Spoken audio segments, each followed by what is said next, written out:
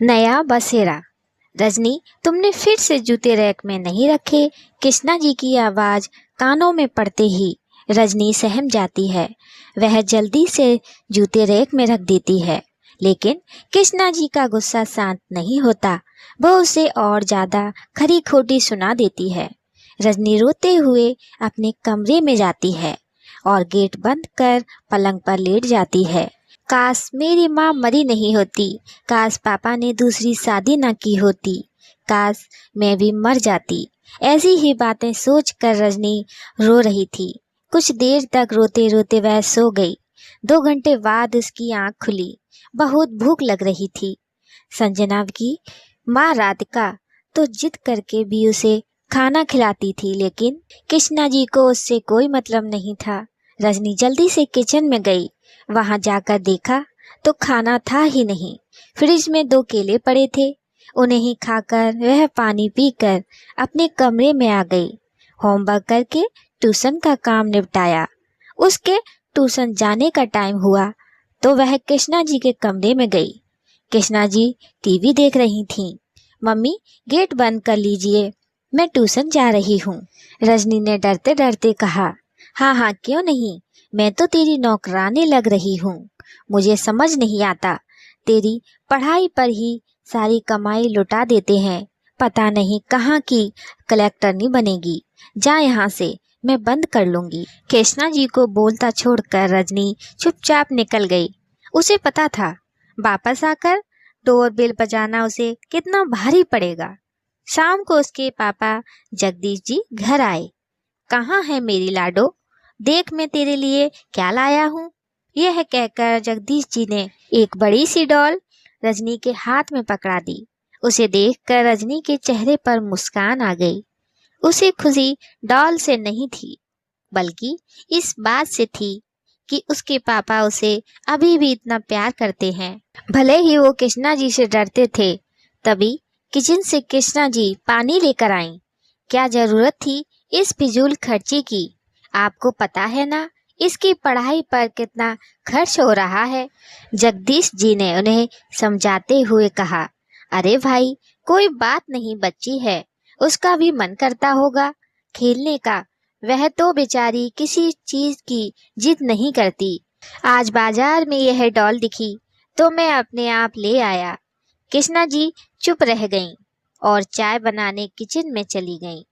कृष्णा जी ने अपने पति के मरने के बाद जगदीश जी से यह सोचकर दूसरी शादी कर ली थी कि मजे से रहेगी, लेकिन जब से रजनी की जिम्मेदारी उनके कंधों पर आई है, तब से वो उसे परेशान करने लगी थी।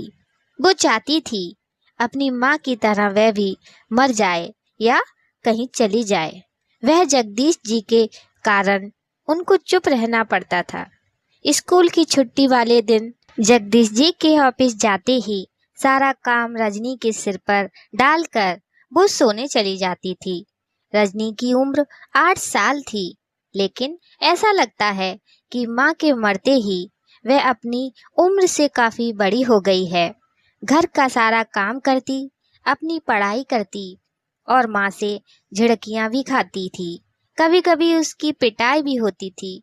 एक दिन रजनी बर्तन साफ कर रही थी, तभी उसके हाथ से एक कांच का गिलास गिरकर टूट जाता है। यह देखकर कृष्णा जी उसे बहुत मारती हैं और उसे खाना भी नहीं देती। रात तक रजनी रोती रहती है।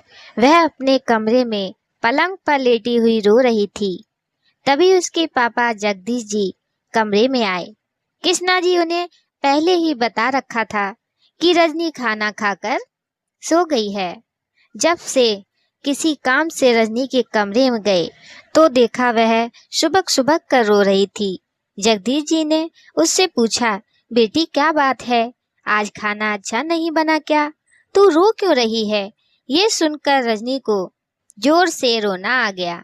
वह बोली, पापा मुझे मर जाना चाहिए। रजनी की बात सुनकर जगदीश जी चौंक जाते हैं। वह उससे पूछते हैं तो रजनी डरते डरते सारी बात बता देती है। जगदीश जी सोच में पड़ जाते हैं। हे भगवान, ये क्या हो गया? मैंने दूसरी शादी इसलिए की थी कि मेरी बच्ची को संभालने के लिए उसे माँ मिल जाएगी। आज तो यही उसकी दुश्मन बन गई है। जगदीश जी ने रजनी से कहा, बेटी तू चिंता मत कर, मैं सब ठीक कर दूंगा। चल तू खाना खा ले। रजनी ने खाना खाया और सो गई। लेकिन जगदीश जी गहरी चिंता में डूब गए। उन्हें रजनी की भविष्य की चिंता होने लगी। साथ ही उन्हें ऐसा भी लगने लगा कि कहीं कृष्णा जी उसे मार ही ना दें। 2 दिन तक सब कुछ सामान्य चलता रहा। तीसरे दिन जगदीश जी ने कृष्णा जी से कहा, मुझे ऑफिस के काम से बाहर जाना है, तुम घर का ध्यान रखना। रजनी को पता था कि ये 2 दिन काटने उसके लिए भारी पड़ जाएंगे। अकेले में जगदीश जी ने रजनी से कहा, बेटी बस हिम्मत करके ये 2 दिन काट ले, मैं तेरे लिए ही इंतजाम करने जा रहा हूँ। तुझे इस सब से बाहर निकाल कर अच्छी जिंदगी देने के लिए जा रहा हूँ। बस तू किसी तरह 2 दिन ये सब सह ले। यह कहकर जगदीश जी चले गए। रजनी चुपचाप घर का काम करती रही। 2 दिन बाद जगदीश जी वापस आए। जगदीश जी जानते थे कृष्णा जी के मायके में शादी है, वो जरूर जाएगी। बस उसी दिन का इंतजार था। कृष्णा जी के जाते ही जगदीश जी ने जल्दी से अपना और रजनी का सामान पैक किया और दोनों निकल गए। जगदीश जी रजनी को लेकर रेलवे स्टेशन पर पहुंचे। वहां जाकर उन्होंने मुंबई की 2 टिकट खरीदी और रजनी को लेकर ट्रेन में चढ़ गए।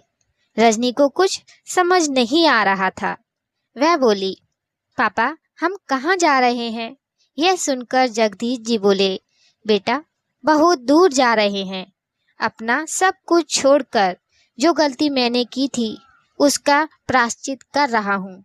मैं तेरे लिए माँ लाना चाहता था, लेकिन मुझे क्या पता था कि वही तेरी दुश्मन बन जाएगी।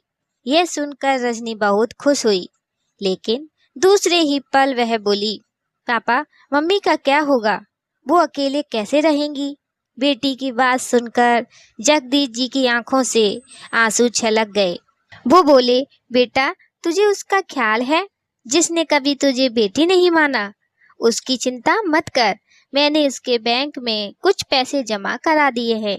दोनों मुंबई पहुंच जाते हैं, वहां एक मकान किराए पर लेकर रहने लगते हैं। थोड़ी भाग दौड़ करके जगदीश जी को एक नौकरी भी मिल जाती है। मकान मालिक बहुत भली थी। वह जगदीश जी के जाने के बाद रजनी का ध्यान रखती थी। इधर जब कृष्णा जी घर वापस आई तो उन्होंने देखा ताला लगा हुआ है। बस यही होना था। पापा के जाते ही महारानी खेलने निकल जाती है। वो तो अच्छा है, दूसरी चाबी मेरे पास है, आज आने दे, उसे ऐसा सबक सिखाऊंगी कि कभी घर से बाहर कदम नहीं रखेगी। कृष्णा जी अपने बेडरूम में जाकर सो जाती हैं। दोपहर से शाम और शाम से रात हो जाती है। ना जगदीश जी आए ना रजनी। उन्हें चिंता होने लगी।